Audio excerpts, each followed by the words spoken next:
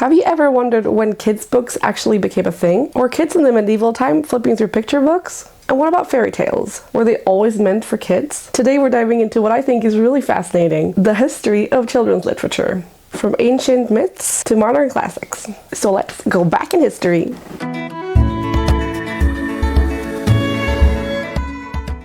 Hi, my name is Linnéa. I'm a Montessori teacher, a mom, and a children's book nerd. And this is probably a very nerdy video.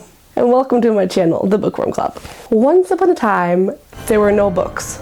That's right, before the printing press, most stories were passed down orally. Kids heard legends, myths, and fables from their parents or elders, like Aesop's Fables, the animal stories with moral lessons. They date back to Greece over 2,500 years ago. And over in India and China, they had the Panchatantra and the Tales of the Monkey King. They were adventure stories, but packed with life lessons. In the Middle Ages, books were hand-copied and super expensive, so kids mostly heard religious stories or folk tales. But something big happened in the 1400s. The printing press came. Suddenly, books became cheaper and easier to produce. And one of the first children's books to be printed was the Aesop's Tales. But books made especially for kids were pretty rare. Since kids back in history were seen as just small adults, people really didn't see the needs for kids to have their own books, so they just had to read or look through what adults were reading. But by the 1600s, people finally realized, hey, maybe kids should have their own books. So some educational books started being printed, like the Orbis Pictus was one of the first picture books for kids. But don't get too excited. It was basically a Latin textbook with illustrations. But then, in the 1700s,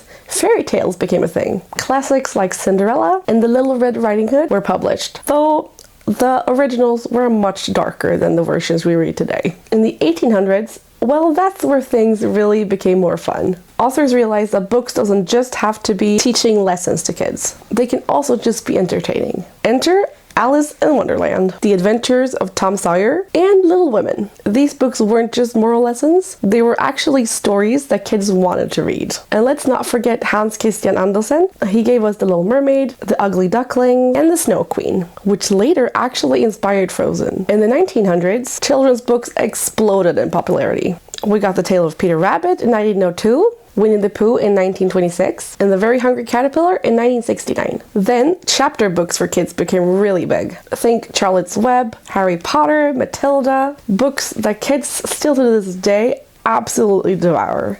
And today we have a massive variety of books, from graphic novels, fact books, picture books, humorous books, and all kinds of diverse stories. Children's literature has come so far, and it's still evolving, from ebooks to interactive stories, and who knows what next. But one thing's for sure, stories will always be magical, and so important. I'd love to know, what is your favorite kids book? Please let me know in the comments, and I'd love to check it out. Don't forget to like and subscribe to join the Bookworm Club. I hope you learned something from this video. Take care, I'll see you next week.